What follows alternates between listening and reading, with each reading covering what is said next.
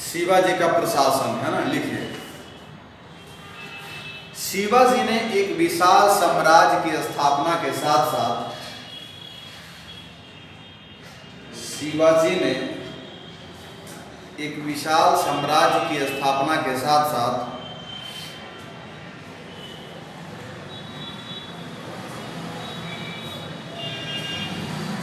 एक मजबूत प्रशासन की नींव रखी। एक मजबूत प्रशासन की नींव रखी।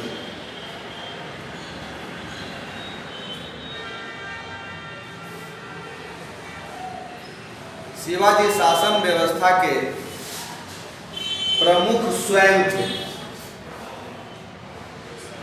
शिवाजी शासन व्यवस्था के प्रमुख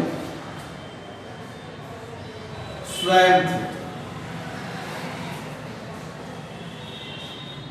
वे छत्रपति के नाम से विख्यात हुए। वे छत्रपति के नाम से विख्यात हुए।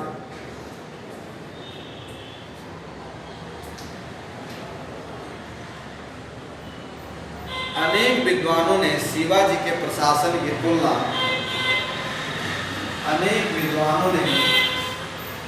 शिवाजी के प्रशासन की तुलना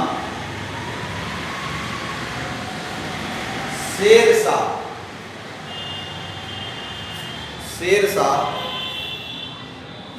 और अकबर के प्रशासन से की। तुलना शेरशाह और अकबर के प्रशासन से की।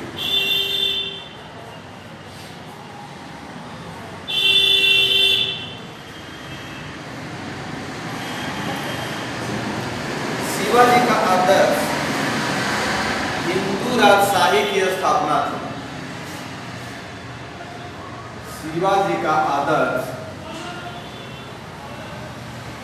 हिंदू राजशाही की स्थापना थी।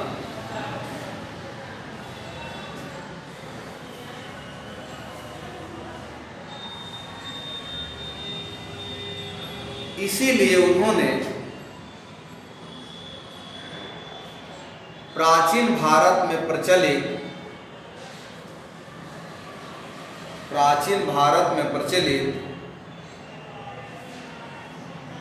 प्रशासनिक व्यवस्था के अनेक तत्वों को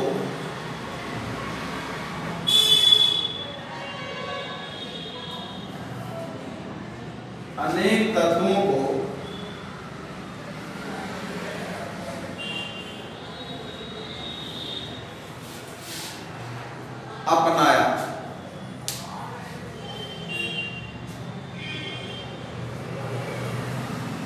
फिर भी यह पूर्णतः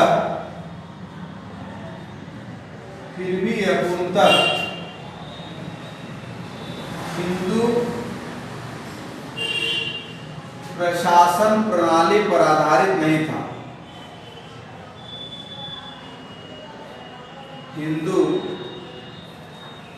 प्रशासन प्रणाली पर आधारित नहीं था,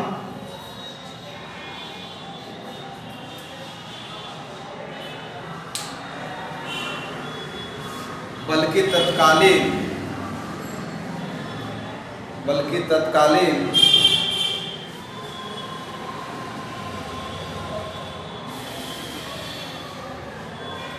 दक्षिणी रियासतों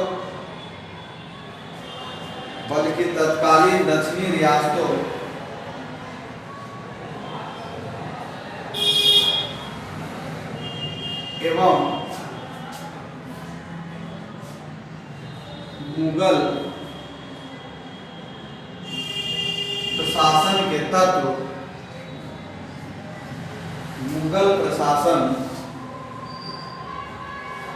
तत्व मौजूद थे।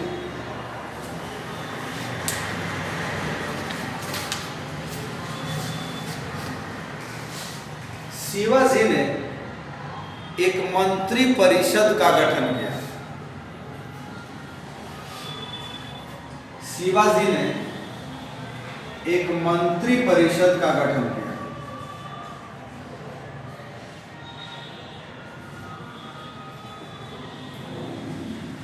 जो राजा को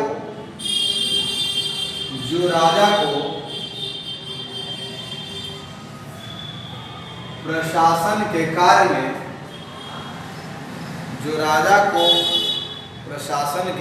में सहायता प्रदान करता था।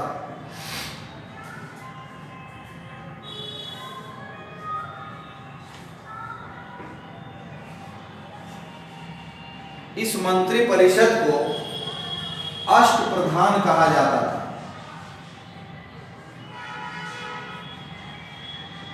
इस मंत्री परिषद को अष्टप्रधान कहा जाता था।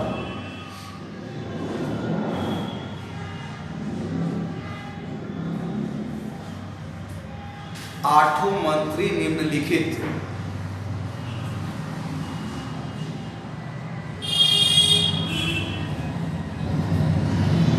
पहला पेशवा। क्या सर? पेशवा प्रधानमंत्री। पेशवा प्रधानमंत्री।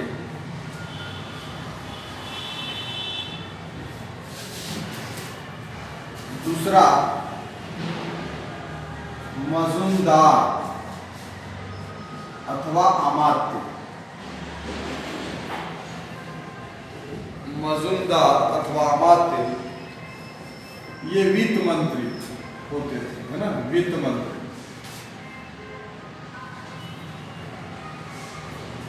तीसरा वाकया नवीस। वाकया नवीस ये गृह मंत्री होते थे।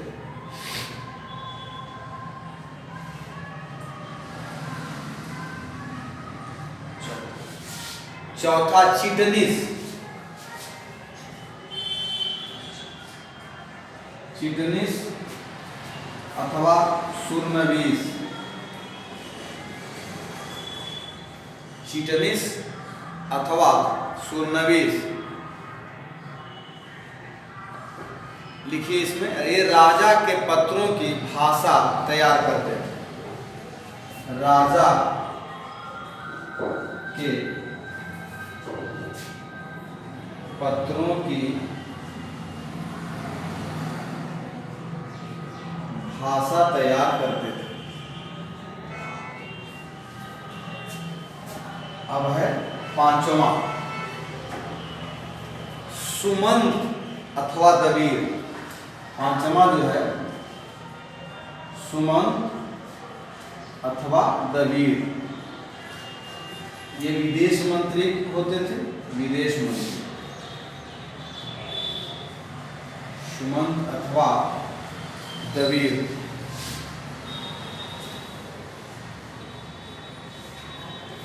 छठा है सर ए नौबत। सर ए नौबत प्रधान सेनापति। प्रधान सेनापति। सातवां है पंडित राव। पंडित राव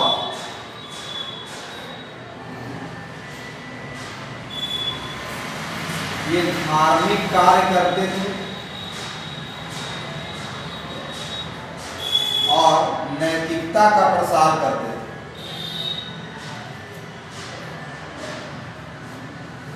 नैतिकता का प्रसार करते थे।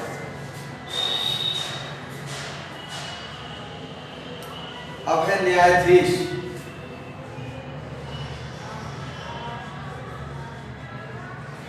ये न्यायिक कार्य करते थे।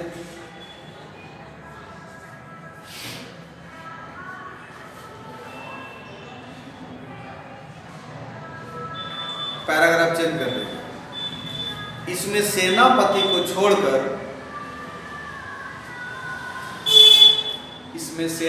को छोड़कर सभी ब्राह्मण होते थे।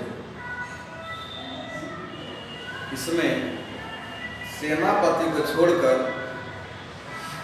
सभी ब्राह्मण होते थे। शिवाजी ने अपने राज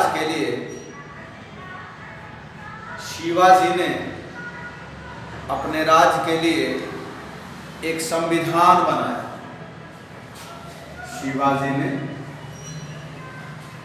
अपने राज के लिए एक संविधान बनाया जिसे राज व्यवहार कोष के नाम से जाना जाता था। तो क्या कहा जाता था? राज व्यवहार कोष। राज व्यवहार कोष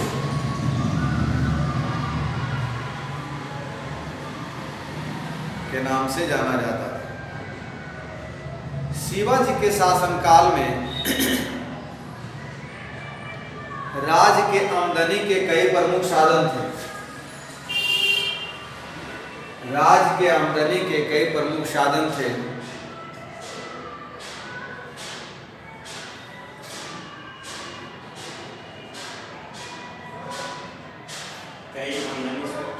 आमदनी के कई प्रमुख साधन थे, जिसमें सबसे प्रमुख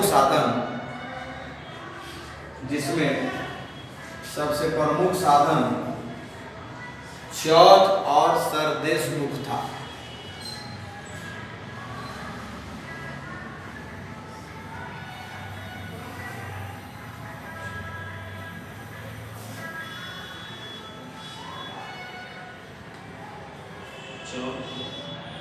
और सरदेश मुख था।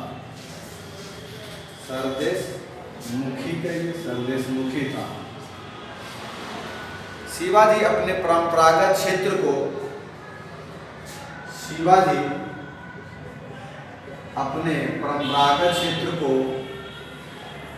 स्वराज कहते थे। परंपरागत क्षेत्र को स्वराज कहते थे, जबकि आसपास के क्षेत्र को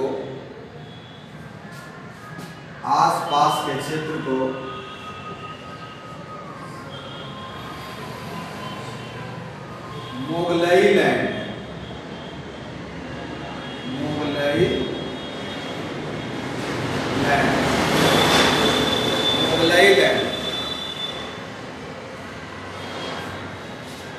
कहते थे।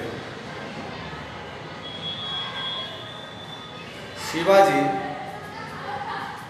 मुगलई लैंड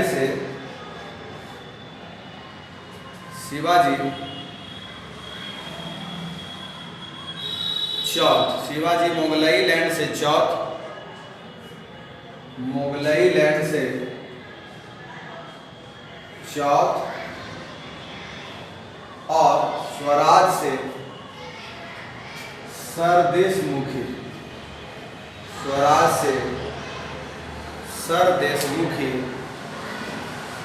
वसूलते थे।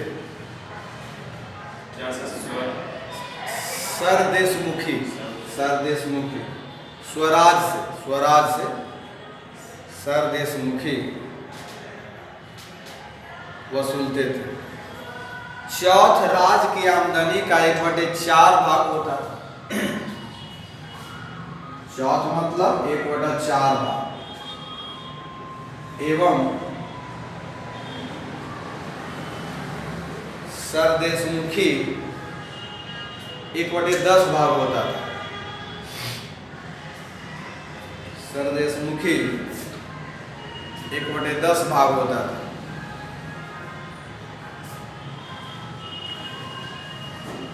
सरदेशमुखी 1/10 भाग होता था।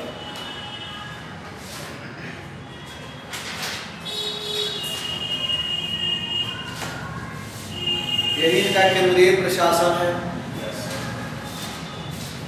जैसा कि आपने देखा कि शिवाजी के प्रशासन में सबसे प्रमुख शिवाजी स्वयं थे, मतलब वो राजा थे, वो अपने आप को छत्रपति भी कहते थे। लेकिन शिवाजी का जो प्रशासन था ये प्राचीन परंपरागत जो प्रशासन है उससे तो तत्व लिए ही गए थे। साथ ही जो मध्यकाल में दक्षिण भारत में और मुगल काल में प्रशासन चल रहा था उसके भी तत्व उसमें शामिल किए गए। चूंकि ये परिस्थिति के अनुसार प्रशासन बनाना था तो इन तत्वों को शामिल करना जरूरी था।